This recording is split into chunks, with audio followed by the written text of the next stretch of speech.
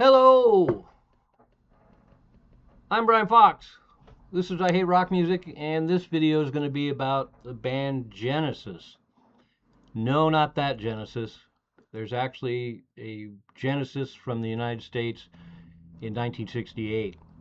And as a matter of fact, after the US version of Genesis broke up, the UK management got a hold of them and bought the name so that the UK Genesis that we all know could use the name. So it all worked out pretty well. But this band, Genesis, is one of those interesting 60s bands. And I know a lot of collectors and reviewers have issues when a band is kind of eclectic, but I find that very common in bands from 1967 and 68 particularly, where they kind of have some schizophrenia and they kind of mix up their material to show how musical they are and try and embrace all the talents that they have in their band.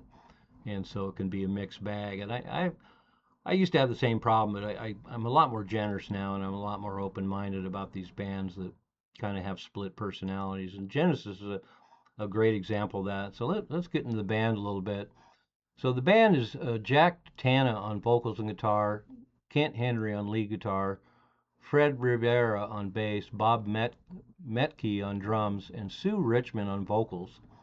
And there's a couple interesting things about that lineup. First of all, Sue Richmond, the female vocalist, who has a pretty nice voice, she's still in high school when they did this record.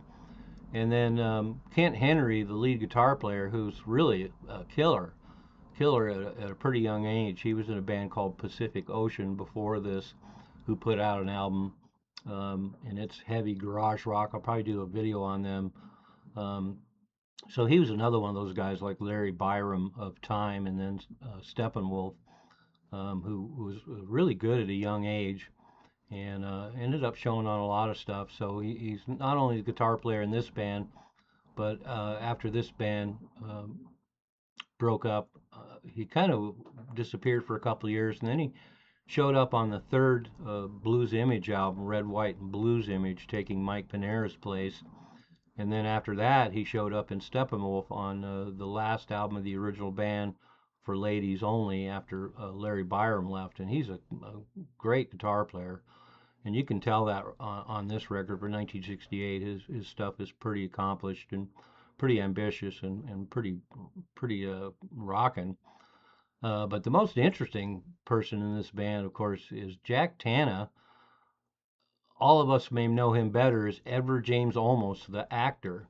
So Edward James Olmos used to be a lead vocalist and guitar player in rock bands, and he was both in Pacific Ocean and this band Genesis.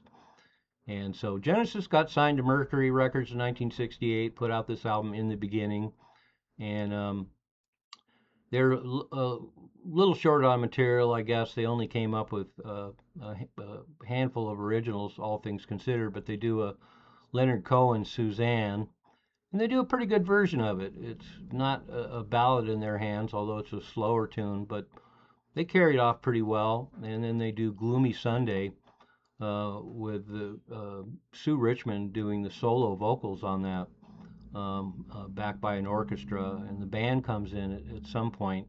Makes it a little more interesting, but she does a pretty good job on it. So even with this split personality, I think the band ultimately works.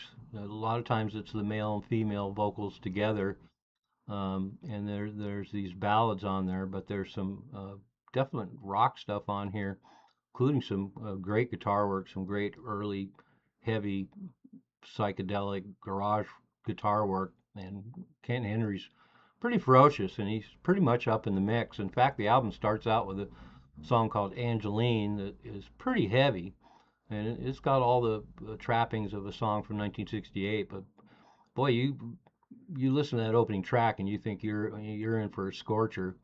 But right off the bat, they start with that, and it's super heavy, and then they do Leonard Cohen's Suzanne, and then they do Gloomy Sunday, and then they do What's It All About, which is pretty rocking. It's got a horn section that's not too prominent, but it's pretty heavy guitar work, pretty garagey, pretty psychedelic. but packs a real punch. And then after that, they do a song called Mary Mary, and that one's total 1968 pop. Okay, kind of a throwaway, but pleasant enough. And then they do a song called 10 Second Song, which is again has really pretty heavy guitar and features Sue Richmond on vocals. So nice, they do a heavy song on here with her doing vocals. So she's got a little grit in her, and once again, Ken Henry's guitars is up in the mix, and he's really good. Then after that is a song called Girl Who Never Was, which is a ballad with flute and strings. Seems like a lot of these psychedelic bands like to use flute in their ballads. I guess that's kind of a hippie thing, but it's pleasant enough. Um, but then they really pull out all the stops. A 16-minute version of a song called "World Without You" that starts out kind of as a basic song, and then it goes on for 16 minutes with a lot of guitar soloing, and it's really interesting the way it's constructed because it starts out with electric guitar soloing, and then acoustic guitar picking kind of drops in. Then it goes back into some electric guitar work. Then you get a bunch of uh, big drama with power chords, and then it kind of simmers down a little bit, has the guitar in some different tones, and then kind of builds up again. And there's some feedback and everything. But again, Ken Henry's way up in the mix. It's a long song, but it holds together really well, even though it's all instrumental. It's got a nice construction to it. It all feels relevant, and there's some great guitar work and pretty heavy. So again, like some of the other records I talk about, it would have been better served to have focus in on some more of the electric stuff. But that said, like I say, I kind of like these '60s records where it's a mixed bag and they have different personalities.